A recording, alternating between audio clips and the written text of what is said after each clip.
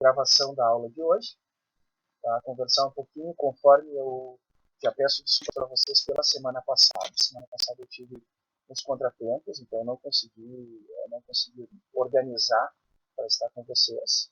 E aí na aula de sexta-feira está tudo pronto, eu fiquei sem internet praticamente o dia todo, né?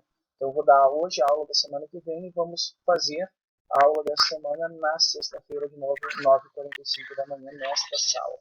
Tá? Eu tive que abrir uma sala nova, porque se vocês lembram, o Matheus estava perguntando uma coisa no final da última aula e cortou, e quando o link chega numa hora, o Google não deixa a gente reutilizar o link.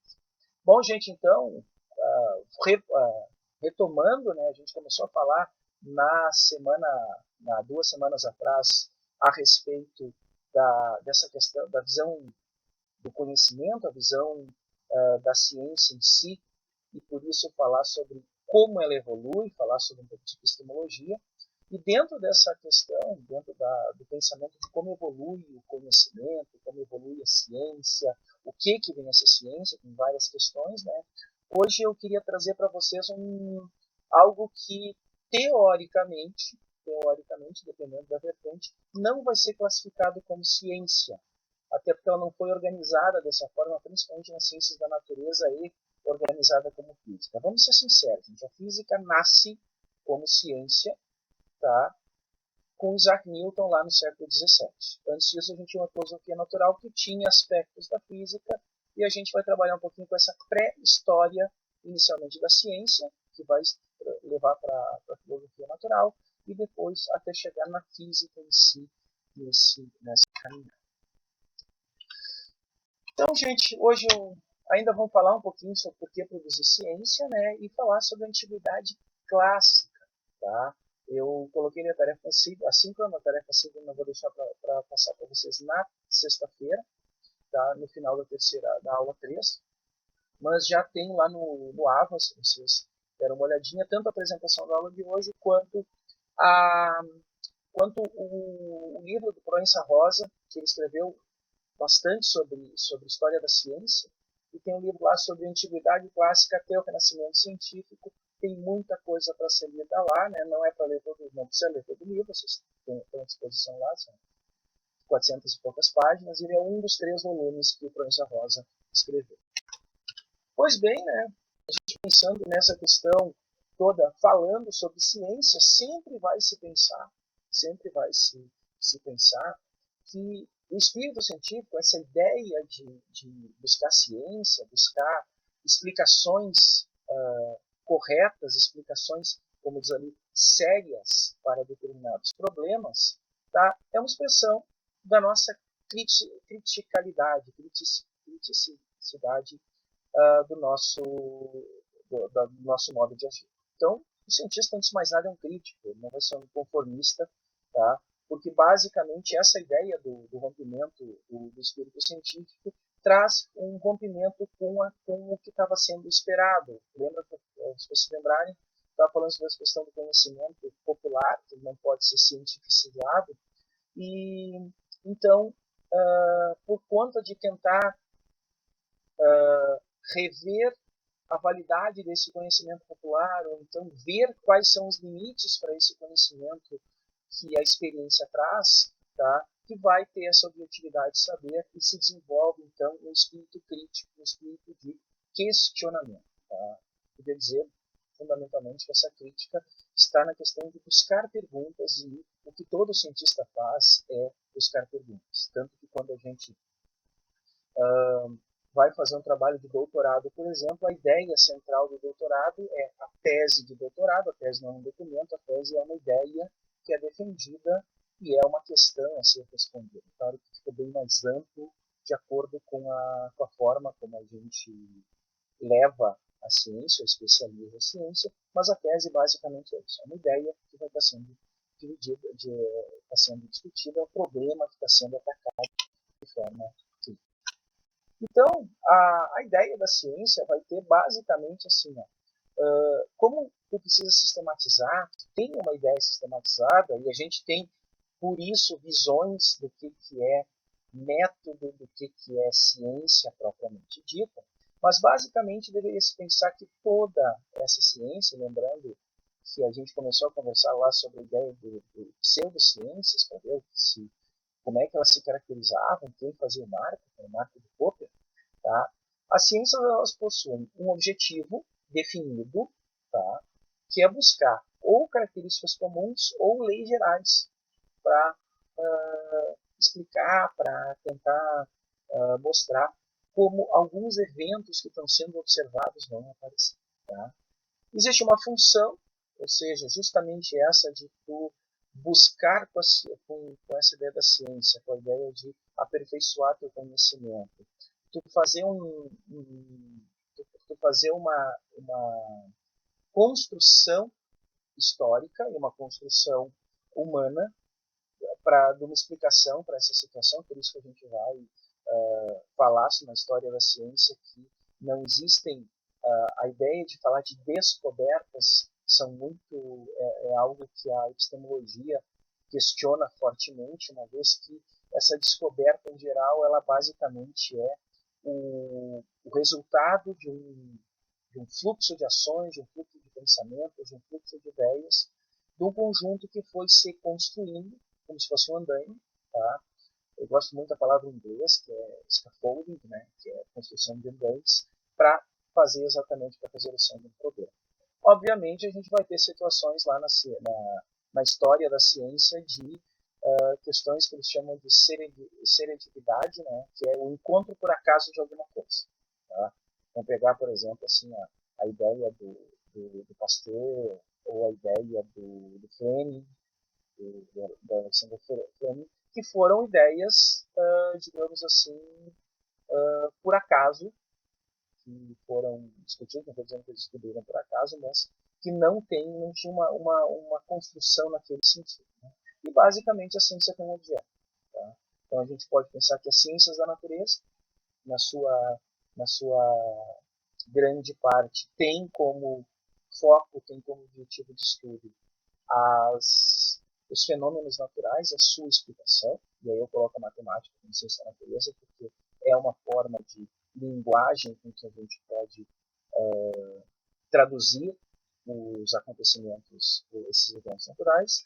As ciências humanas têm como foco o ser humano, e, portanto, não dá para classificá-las como exatas. A gente vai conversar um pouquinho dentro da epistemologia, justamente pela discussão toda, e tentar normatizar apenas um método para as ciências, justamente porque não tem como normatizar um método para as ciências. Ciências sociais vão ter outra situação, por isso que a gente vai muda um pouquinho o foco. Então a gente vai ter essas diversas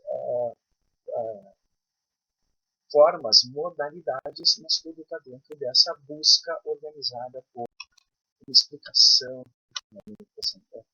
E aí tem basicamente, né, a gente tem ciências formais, tá, como a lógica e a matemática, e ciências factuais baseadas em eventos. Tá? O formal significa aquela história da matemática e da lógica, né? Que tu tem algo que pode ser trabalhado de forma abstrata apenas no sentido do que está sendo aplicado. Tá? E a lógica aí não é só lógica matemática, pode pensar na lógica filosófica também. É algo abstrato. E o factual aí que está sendo trazido é justamente dessa situação da observação de algo. Mesmo que a gente aprofunde algo, por exemplo, a química, a física, a biologia, hoje tá, tem aprofundado muito mais situações que parecem que não estão tão ancoradas em fatos, tá, em eventos. Podia pensar assim, ó, a gente, no decorrer do século XX, aprofundou tanto, eu vou dar o exemplo da física, que hoje tá, a física de ponta ela não explica eventos, ela prevê eventos futuros ou prevê comportamento de certos sistemas em eventos futuros, porque a gente não tem ainda capacidade de observá-los. Então a gente pode pensar aí, por exemplo, pegar uma tese de doutorado que tem algo que tem previsões, tá? Explica o que já tem sido feito anteriormente e tem previsões para algo que vai ser colocado em funcionamento em 2030 ou algo que a gente não conseguiu ainda esquematizar a ponto de fazer. Mas, fundamentalmente, essas ciências naturais, elas são ciências baseadas em eventos factuais, bem como as ciências sociais e, de certo, aqui não estão as ciências humanas, porque as ciências sociais, a sociedade é um fenômeno que a gente pode observar e esse comportamento pode ser tentado a ser trabalhado. Então a gente vai colocar dessa forma. As ciências humanas, elas entram numa outra situação que não vai estar nessa formal nem factual, porque ela não é baseada nem em eventos, nem no abstrato. Ela é baseada no ser humano, por isso é muito complicado de colocá-la aqui. Vamos basear a ciência nesse ponto aqui. Não estou dizendo que ciência humana não é ciência, tá, gente? E então a gente vai ter nesse pensamento, né? Já estou excluindo a discussão das ciências humanas, a gente retoma depois dentro da epistemologia, mas dentro da história da ciência a gente vai pensar nessa questão da ciência ser formal ou ser factual. E aí, basicamente, tu vai ter um acúmulo do conhecimento científico, esse conhecimento científico vai ser adquirido, vai começando a ser acumulado a partir de pesquisa, ou seja, a partir de investigações, e essas investigações elas seguem um conjunto de procedimentos. Tá? E eu falo método científico não no sentido de o método, mas a ciência vai ter um método para se definir, porque a gente não vai poder pegar o método científico, e aí vocês podem pensar assim, e colocar na mesma régua, tá? Uma ciência como a antropologia, uma ciência como a sociologia e uma ciência como a física. Tá? Não tem como tu fazer isso como um único método absoluto. Tá? Não vamos aprofundar dessa forma, vão ter discussões e basicamente a ideia do método que define as ciências naturais, as ciências factuais naturais, ele sai da filosofia, mas não é aplicado dentro da filosofia, por incrível que pareça. Então a gente vai ter essa relação, esse trabalho. E quando eu falo de método científico, eu vou falar inicialmente da forma como a ciência trabalha. Tá? Não se apeguem a dizer assim, o método do Descartes, o método do fulano de tal. Não, método é a forma como a ciência trabalha, como a ciência se organiza, como as diferentes ciências vão se organizar para chegar nisso, para realizar pesquisa, e essa pesquisa gerar conhecimento científico, esse conhecimento científico acumulado, gerar progresso, gerar tecnologia, gerar frutos a respeito disso. Então, a gente vai ter essa ideia que nós já falamos na semana passada, né? Da semana passada. A diferença do conhecimento popular e o conhecimento popular vem da experiência diária, da experiência cotidiana, e o conhecimento científico ele vai resultar em ciência, e para isso ele precisa ser validado, precisa ser acumulado a partir da pesquisa, e essa pesquisa vai seguir uma metodologia toda definida. Tá? Vamos pensar assim, gente, mas faz pesquisa sem metodologia. Tá? Mesmo que a metodologia seja muito louca, a gente vai falar do Faraday, quando o Faraday fala a respeito do não método, mas o não método dele não significa uma bagunça completa, um anarquismo. Tá? Eu tenho um artigo que eu vou passar para vocês que fala a respeito do não anarquismo metodológico, a respeito do que o Faraday fala, né, o Faraday, tá? Que ele defende o não método, mas o não método não significa uma anarquia metodológica. Vocês acredito que vocês vão achar interessante essa leitura. Tá? Não podem ler o livro, mas vou mandar um artigo de umas 15, 16 páginas para vocês se divertirem a respeito disso. Então, basicamente, a causa para produzir ciência é elaborar soluções, e o motivo básico é curiosidade. Gente, quando a gente fala a grosso modo, sobre ciência, claro que a gente vai dizer assim, não, eu tive interesse porque eu me desenvolvi matematicamente, fazer as leituras, mas fundamentalmente a gente vai ter essa questão da curiosidade, isso é histórica, tá? que é uma necessidade de compreender fenômenos e compreender como nós estamos inseridos nesses fenômenos, e a causa, basicamente, né, o motivo da ciência, a causa é justamente os fenômenos que estão aparecendo, que a gente observa, que a gente verifica e que a gente busca explicar. Toda a ciência, todos os grandes progressos científicos, eles acabaram sendo baseados nessas duas formas. Óbvio que não vai estar escrito em muitos lugares falando assim, e o cientista fulano de tal era um ser muito curioso e por isso ele descobriu a penicilina, a relatividade, coisas assim. Então, se a gente pensar sobre os fins da ciência, né, uma ideia que vai ter que a ciência por si só, e isso é uma das coisas que a gente pode ver até em discussão na epistemologia, a gente vai falar disso, é sobre a necessidade dela ser prática, ou seja, dela trazer frutos. Eu vou contar para vocês, assim, quando eu fiz meu doutorado foi em física de partículas, e uma das coisas muito difíceis de explicar para um leigo, o que significava aquilo para a sociedade. Tá? É muito difícil quando faz pesquisa muito específica, e uma pesquisa que não está descrevendo um fenômeno, descreve e prevê fenômenos que estavam ainda para ser medidos, né? Qual é o efeito prático daquilo para a sociedade? Por isso que muitas vezes o pessoal acaba dizendo que física teórica ou química teórica ou matemática pura são coisas que o pessoal faz só para ganhar título e para escrever para 5 ou 6 pessoas entenderem. Porque, no fundo, existe um pensamento, que eu estou dando exatamente o que é disso, né, que tem essa necessidade de dar contas do que a sociedade a respeito do que a ciência faz. E a ciência fez muitas coisas nesse andamento.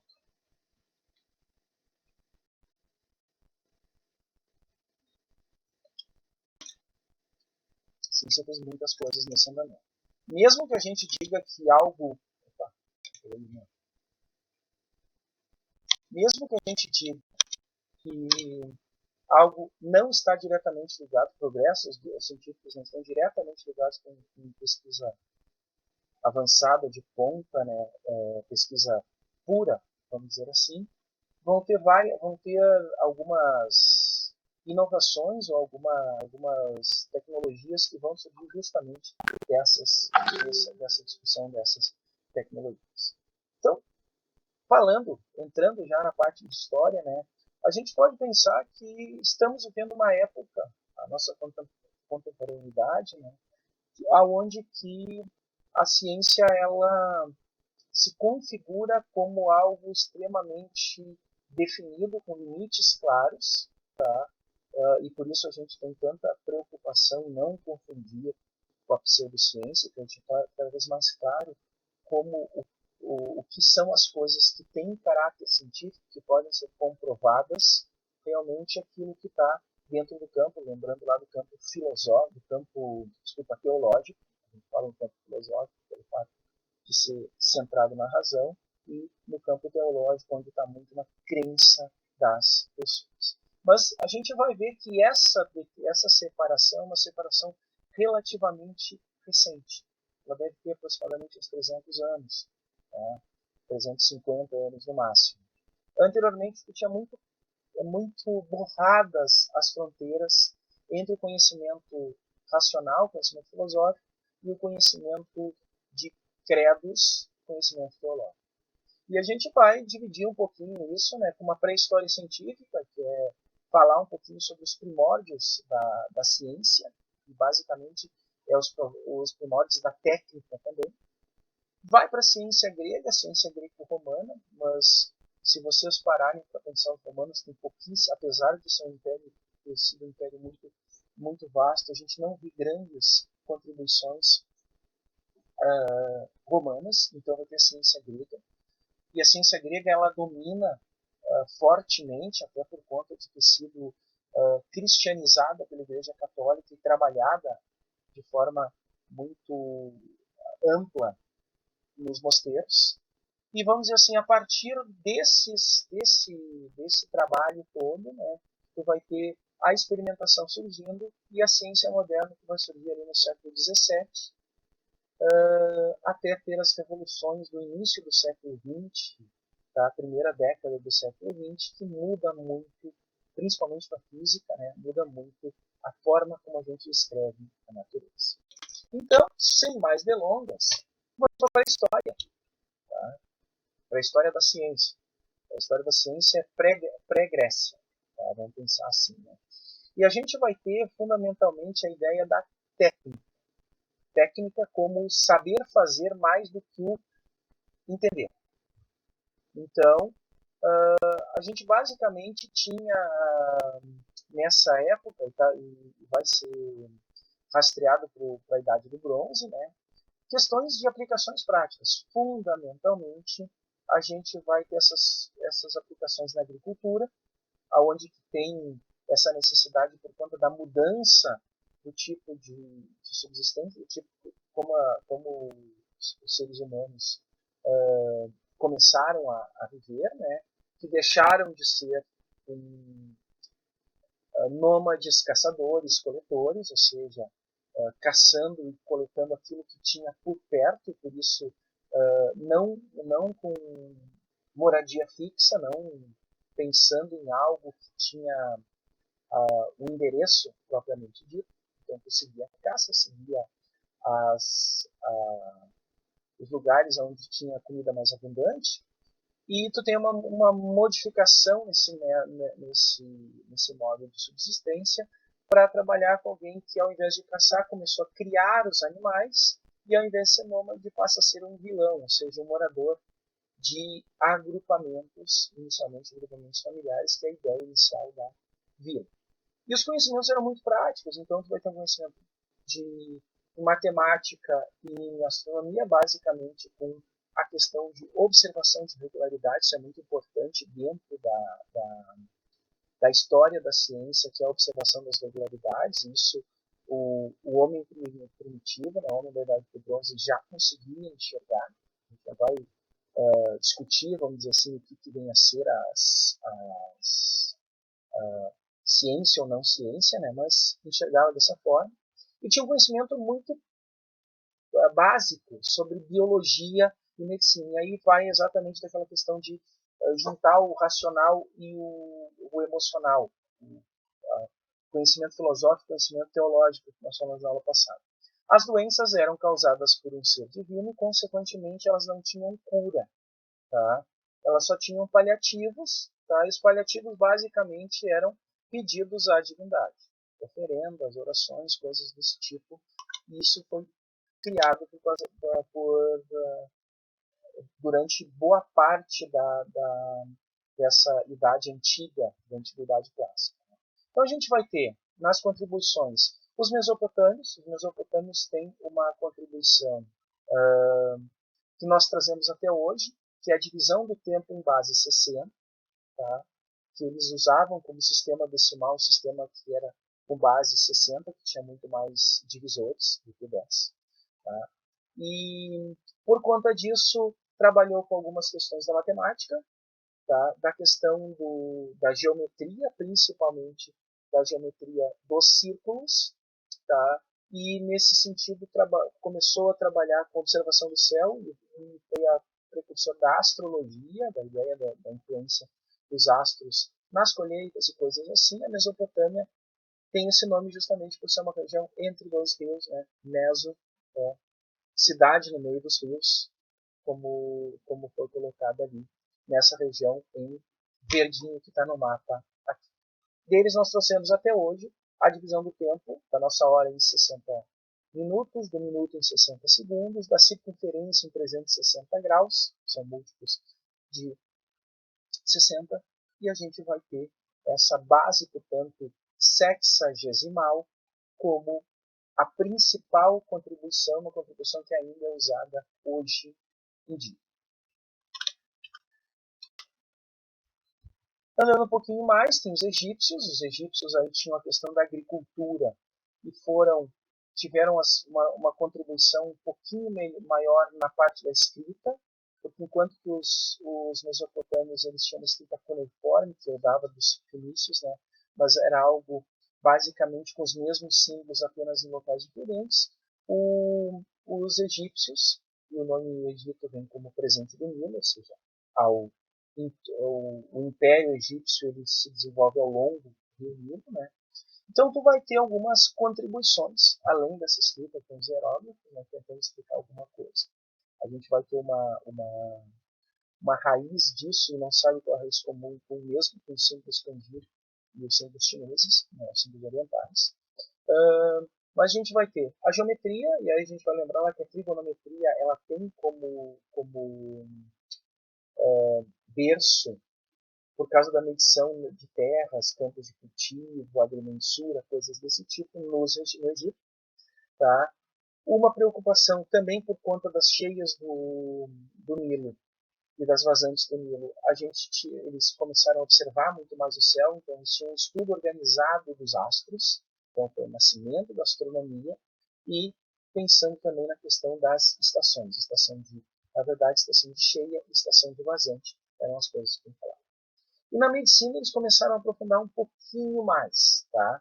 Eles não tinham muita preocupação ou muito estudo do funcionamento do corpo humano, mas eles já tinham um conhecimento do processo de mumificação ou de preservação do corpo pós-morte, tá? Que aí vem a ciência toda que vai sendo desenvolvida a partir disso. E os remédios, as coisas, mantinha aquela ideia das divindades, como toda doença era causada por uma divindade, era algo como se fosse um castigo, e portanto quem era o médico da época era os sacerdotes que faziam sacrifícios e prescreviam panaceias daquilo.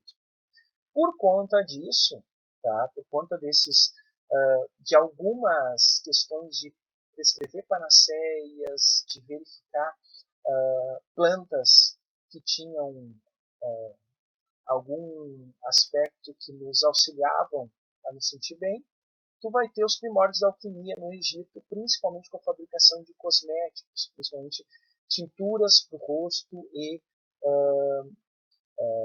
preparados que eram usados para pintar a pele. Os egípcios já tinham isso, tá? E não eram baseados, por exemplo, em pó de ouro ou coisa desse tipo.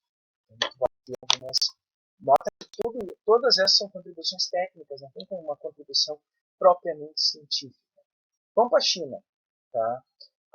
Eu tô deslocando da Europa para pensar como é que foi chegando nisso, até porque tem as contribuições de diversas partes do mundo que vão ser trazidas para a Europa e vai, vai ser criado ali durante o primeiro milênio, principalmente da era cristã. A gente vai ter uma centralização das coisas na Europa. Isso não é uma ciência eurocentrista, né? Mas muitas das coisas vão sendo trazidas e vão sendo implementadas dentro da Europa. E aí, a China, por exemplo, tem pouquíssima atenção do Ocidente, até porque a própria abertura para o entendimento de como a ciência técnica se desenvolveram na China é muito recente. Tá? A gente não tem esse aprofundamento que a gente tem da Índia, por exemplo, a respeito da matemática, né?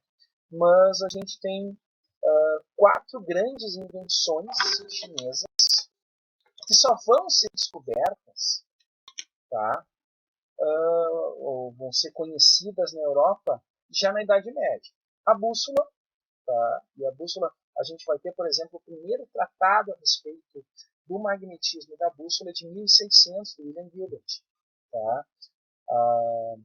A pólvora, que segundo alguns estudos a pólvora foi sintetizada, foi criada pelos chineses antes da era cristã, e ela só vai ser pensada como artefato, que não fosse um artefato de magia, tá? No final do primeiro milênio.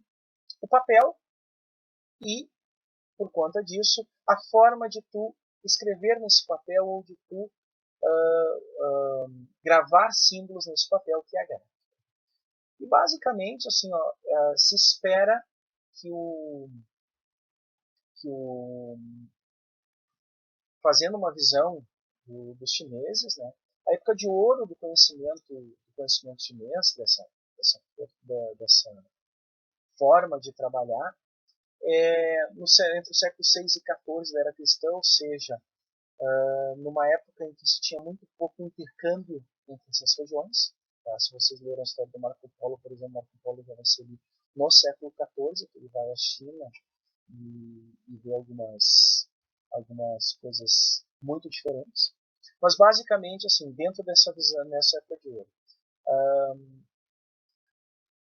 era uma visão naturalista, ou seja, que os fenômenos da natureza não necessariamente conseguiriam ser descritos por leis.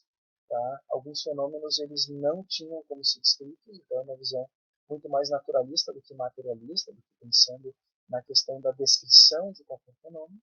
Tá? E isso vai ser muito divergente do pensamento europeu posterior. É só pensar que o nascimento da ciência física, vamos pensar assim, né?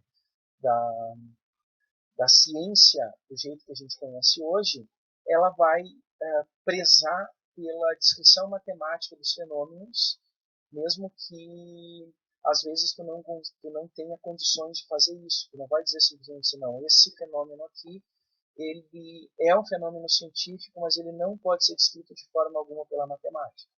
A gente vai ver a partir do século XVI, século XVII, que as ideias dos cientistas eram, olha, a gente não tem capacidade ou conhecimento necessário para explicar esse fenômeno de forma matemática. Tá? Então, essa visão naturalista poderia ser pensada como um método científico dos chineses. Tá? Eles tinham algumas coisas que eles simplesmente não matematizavam, e, consequentemente, eles tiravam de dentro da explicação científica do método que eles definiam as coisas. Tá?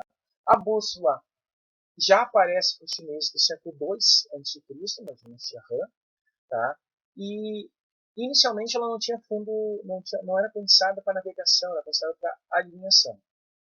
Eles já entendiam quais eram as propriedades da magnetita, tá? E eram colocados, não era uma bússola seca, ao contrário das primeiras bússolas europeias, que eram bússolas em cima da água, com a agulha de magnetita colocada dentro de uma vasilha de água para apontar nessa situação. Mas vai ter desdobramentos, então o início, pensando assim, a descoberta da bússola é muito mais por curiosidade do que propriamente por critério prático. Por exemplo, para aquilo que nós estávamos falando lá, que o Hash falou, né? Não tem muita lógica do ponto de vista do ocidental, da gente pensar em algo que era só para divertimento. Tá? O papel, ele inicialmente era usando resíduos do cânhamo, né, da semente da papoula, e a moreira faziam com que se criassem não papiros, como os egípcios tinham feito, né, não a partir de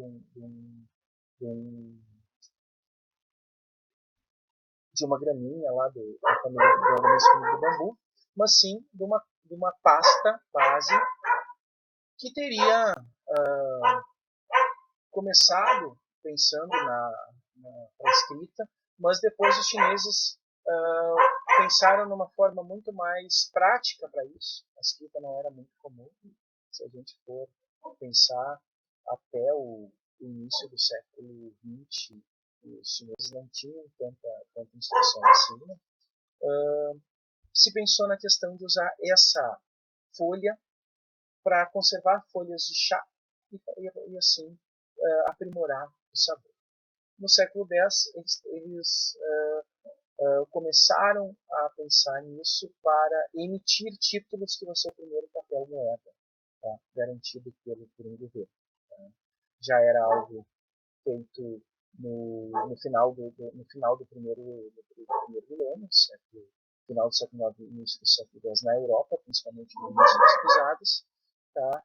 E aí os chineses eles fazem isso com papel específico para esse tipo de coisa. E a impressão, a estilogravura, né, ela também, da mesma época que tu vai ter essa impressão de títulos, essa emissão dos títulos, esse uso do papel como papel moeda, que tu vai ter a estilogravura, que são tipos de cerâmica que poderiam ser trabalhados, ser ajustados para tu criar, escrever sobre o papel, gravar sobre o papel.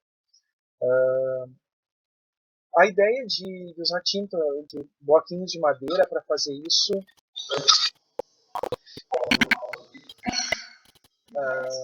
usar blocos de madeira para fazer isso, ainda é usada hoje em dia, século XXI, em vários lugares da China, para imprimir, por exemplo, em lugarejos, jornais, coisas desse tipo, folhetos de divulgação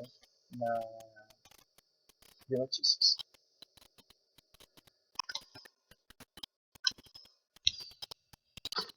Próximo é a pólvora. Tá? A pólvora, como eu falei, é um exemplo de serendipidade, ou seja, encontro por acaso, e foi feito pela alquimia. A alquimia buscava, a ideia da alquimia a alquimia tinha dois focos principais. Era a busca do metal, do material perfeito pelo ouro, tá, a partir de outros, e a busca do elixir da imortalidade. As duas preocupações fundamentais dos alquimistas. E na busca pelo elixir da imortalidade se descobriu a pólvora. Né? Aí se junta, por exemplo, enxofre, salitre e carvão vegetal. Essas três coisas que eram muito comuns na China, então eram muito fáceis de serem medidas, né? E se tem evidências, se tem registros, né, do uso no século XII já, tá? Como arma, com esse potencial para ataque e defesa, que foi ser descoberto na Europa, tá? Lá pelo século XIV, século XV. Antes disso, a gente vai ter a pólvora sendo muito mais utilizada como efeito de mágica, coisas desse tipo. Então, a pólvora tem essa descoberta e é considerada, por exemplo, uma das grandes contribuições chinesas para a humanidade. Dentro da matemática, vai ver que os matemáticos chineses eles tinham alguns desenvolvimentos, só que não profundamente. Né? Se a gente fala a respeito da Índia, por exemplo, tu vai ter um desenvolvimento matemático muito maior para alguns cálculos, né? Mas aí tu vai ter, ainda durante a dinastia Han, século IX, tu vais ter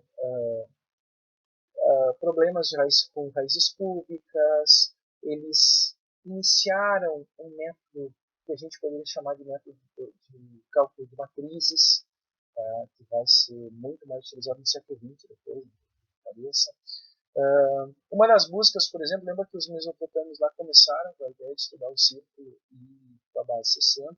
Então, tu sempre tinha um problema que foi historicamente sendo colocado, que era a ideia da quadratura do círculo, a ideia de descrever exatamente essa razão específica entre diâmetro e circunferência, que era a definição do pi. Então, tu vai começar a ter aproximações mais precisas feitas pelos chineses. Os chineses, no século IX, eles retomam, portanto, algumas ideias lá dos gregos para se fazer isso, que é a ideia das método de frações, decomposição, teorema de Pitágoras, e aquilo que futuramente, dentro do método matricial, vai ser chamado de eliminação gaussiana, né? Que é a resolução de problemas a partir de zerar toda uma matriz a partir desse método matricial rudimentar está ligado com a eliminação gaussiana. Para a astronomia não tem tanta coisa, vamos dizer assim, não digo que não seja útil, né? Tanto que a gente vai ter vários registros que são utilizados hoje por astrônomos, mostrando que os astrônomos chineses eles tinham um cuidado muito grande de registrar fenômenos, tá? Não tanto para explicá-los. Então, o Halley, por exemplo, tem registros do planeta, tem um registro muito claro no ano 12 a.C. O calendário deles era um calendário que tinha, na verdade, tinha dois tipos de calendário, né? Um calendário oficial, o calendário Sifem, que, digamos assim, vigorou até o final do segundo século a.C., tá? Que tinha mais ou menos a mesma duração do ano que a gente tem hoje. E o Taishu, que veio depois, com um ano solar que tinha 365 dias, mais um mês lunar de 29, olha, 365 mais uma fração, 385 sobre 1539, tá? Dias, tá? Então ele vai dar um pouquinho menos do que os 25, muito próximo do que a gente tem hoje, e o mês lunar também era de pouquinho menos, um pouquinho mais do que 29 dias e meio, era essa a classificação. Uma das coisas que a gente vai ter registrado é que os chineses eles adotavam o modelo geocêntrico, uma vez que a explicação deles era uma aplicação prática. Você vê que uma das ideias de usar um modelo geocêntrico para aplicações práticas, ele não está equivocado. A questão é quando tu utiliza isso como justificativa para outras situações que transcendem a Terra, inclusive, que transcendem o sistema Terra-Lua. Mas, a princípio, para as aplicações cotidianas, ele não buscava explicar fenômenos, como a gente disse, assim, basicamente o que os chineses faziam na sua ideia naturalista. Aquilo que eles observavam no céu que eles não conseguiam explicar dentro do modelo deles, fundamentalmente não podia ser explicado e entrava em uma outra categoria que não era da ciência propriamente dita, da ciência. Então vai ter várias criações a partir disso, né, que são criações práticas, o que eles chamaram de engenharia, quando a gente aplica a ciência para efeitos práticos, está nascendo a engenharia, e vai ser a revolução científica vai ocorrer entre o século VII e o século XIII. E aí vai ter a criação dos fósforos, as bombas de pistão usando os princípios hidrostáticos, o trabalho com ferro, principalmente com a fusão do ferro. Por conta disso, a construção e criação de instrumentos agrícolas para poder trabalhar na terra. Tá? Sob pontos de engenharia, a criação de pontes que não eram pontes escoradas, pontes que a gente chamaria hoje de ponte estaiada, tá? Ponte suspensa. A implementação das ideias que depois o Leonardo da Vinci vai aprofundar, né, que era a ideia rudimentar do que ia ser o paraquedas e as hélices, o uso do gás natural combustível como fonte de combustível, construção de comportas para represas, para reclusas, justamente para controlar a água, não pensando em energia, né, mas principalmente para controlar a água para as plantações, e o surgimento dos mapas em alto relevo, que era justamente para verificar regiões aonde tu poderia ou não plantar nas regiões onde para onde os mapas eram feitos. Fundamentalmente, as aplicações elas são ou práticas para a agricultura ou bélicas para a conquista de outros povos ou para a manutenção do seu espaço. Então, se a gente for ler a fundo, né, é como funciona a Idade Média. Tá? Daí século VII até século XIII, tá? Na Alta Idade Média. A Alta Idade Média ela vai ter tem um pedaço abaixo da Idade Média ainda, né? A Alta Idade Média. A Alta Idade Média vai ter essas preocupações durante o tempo. Tá? É claro que com a virada do milênio tu tem progressos, né? Tu vais ter estudos mais aprofundados, que vai ter, por exemplo, a descoberta, a observação, o desenho das supernovas, como a supernova de Caranguejo, de 1054. O Shen Kuo, que é do primeiro século do segundo milênio, né? Ele propõe uma teoria para a formação geológica, ou seja, mexe com a ideia da formação da Terra, fixa a posição da estrela polar, tá?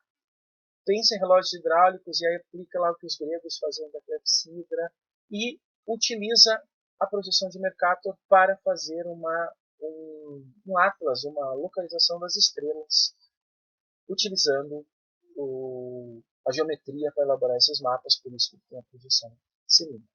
Importante que nessa época também se introduz o zero na matemática, trazido da Índia, e vai ser desenvolvido, portanto, desenvolve, portanto, uma explicação melhor para, a, para os fenômenos que estavam sendo observados. Tá? Após isso, começa o declínio com o domínio mongol, aonde que tu tem toda a atividade científica vai ser voltada para a prática, ou seja, o retorno para a técnica, que nós estávamos falando lá do início, agricultura, construção de calendários e, fundamentalmente, na medicina eram anestésicos, porque isso é importante nas campanhas para amputar a perna, para fazer com que um soldado seguisse trabalhando, seguisse lutando até morrer e coisas desse tipo. A dinastia Ming, que é a final desse período todo, né, ela começa a fazer contato com a Europa e, consequentemente, traz, portanto, nesse intercâmbio, o aperfeiçoamento de algumas técnicas. Lembra que a China estava isolada, tá? No contato com a Europa, tu tem todo um conjunto de técnicas que estavam sendo desenvolvidas em outros lugares que foram levados pela Europa, seja por conquista, seja por causa de estar num centro de intercâmbio. Vai ter o aperfeiçoamento das técnicas e aí tu vai pensar em avanços na indústria bélica.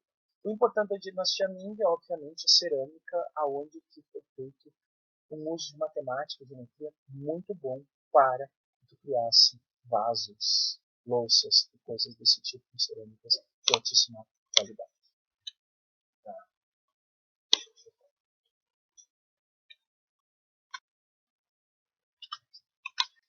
Só que, a partir do século XIV, com o avanço na Europa, grandes descobrimentos, o início da Revolução Científica, a Revolução Industrial, o renascimento científico da Europa, tá?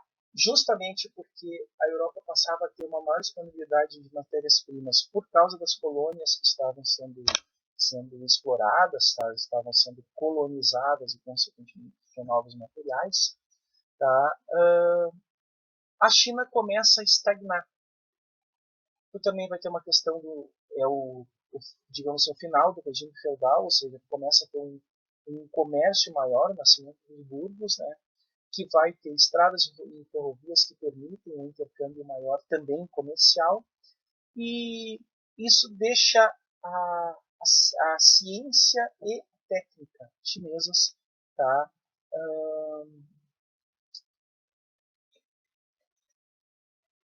estagnadas.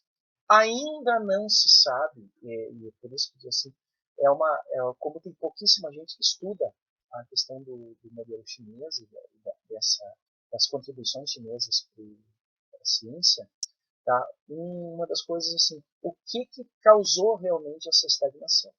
Fundamentalmente, tá?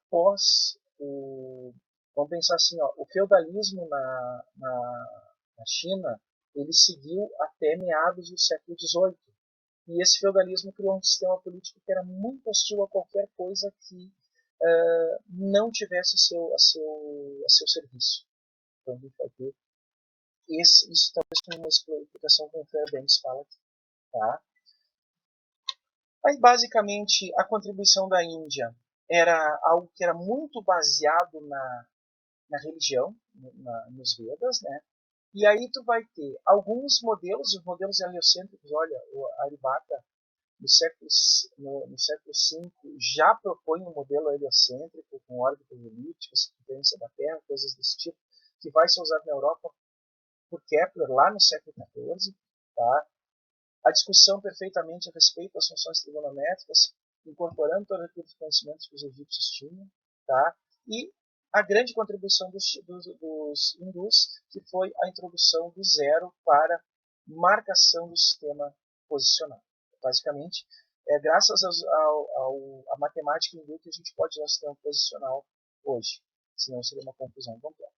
Então, basicamente, isso tem critérios práticos, porque para a utilização desse sistema posicional, tu acaba precisando ter esses aspectos a serem trabalhados. Tá? Algumas contribuições, então, são as réguas, instrumentos de medição com subdivisões, como a régua de Mohenjo-Daro, que é onde foi encontrado um equipamento desse tipo, os calendários, com as observações astronômicas, e a Auriveda, né, o saber sobre a longevidade, que, digamos assim, trabalhava com a medicina, mas a medicina ainda era pensada em cima do Tratado de Chirac, que era uma harmonia entre o corpo humano e o universo, um pensamento mais místico dos hindus, e as doenças ainda eram vistas como desequilíbrios do corpo. Tá? O yoga nasce como uma cura, uma forma de cura física, e claro, pequenas cirurgias apareciam como possíveis. Gente, eu estou correndo porque deu ali os 5 minutinhos, né? Na próxima aula, depois da gente apresentar um pouquinho disso, né, falou da Idade do Bronze e falou um pouquinho da técnica para mostrar exatamente como tinha pouca separação, né, a gente vai começar a ter uma caminhada mais para oeste, ou seja, para a ciência greco-romana e islâmica. Tá? E a gente pode ver nesses primeiros momentos que não tem uma separação clara entre conhecimento filosófico, ciência, razão, e conhecimento teológico, religião, crença. Tá? E, portanto, tem poucas contribuições nesse sentido de entendimento da natureza, ou seja, a gente não consegue rastrear a física. Beleza? Ok. Na aula que vem a gente vai falar então dos gregos. Vamos começar lá nos gregos e aí vai ter história que vocês vão dizer, não, essas eu conheço. Tá? Que vai ser na próxima sexta-feira, 9h45 da manhã, nessa mesma sala, se a sala não fechar. Se a sala fechar, já sabemos que tem que abrir outra sala para vocês, eu mando pelo chat. Alguma questão, alguma pergunta, alguma dúvida? Vocês estão aí? Bom, esses slides estão já esses slides já estão lá no AVA, assim como o livro do Prensa Rosa, que fala basicamente assim, gente, eu fiz numa aula, eu resumi um livro todo de 400 páginas, tá? Então tem muita coisa aqui que vocês podem ser aprofundadas, e no livro do Prensa Rosa que está lá disponível, tá? Tem na biblioteca, né? Mas não dá para pegar na biblioteca, ainda consegui o PDF dele na própria impressão lá da. Então, ficamos assim, gente. Próxima sexta-feira vamos falar sobre as raízes gregas, e aí vamos falar o início da filosofia natural, propriamente dita, a partir do Sócrates e coisas desse tipo. Algum comentário mais?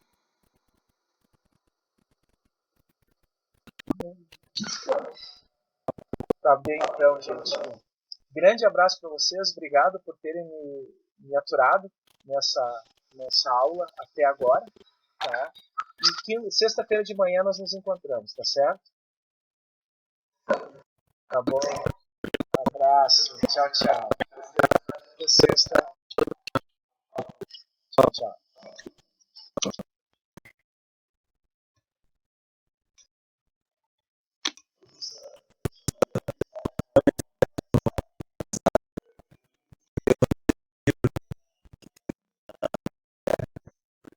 Tá ali no.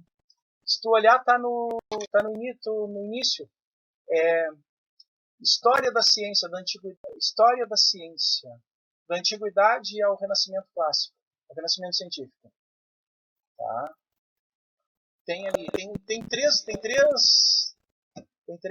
volumes. É o primeiro volume. Tá acabando a chamada. Tá bem, abraço. Tchau, tchau.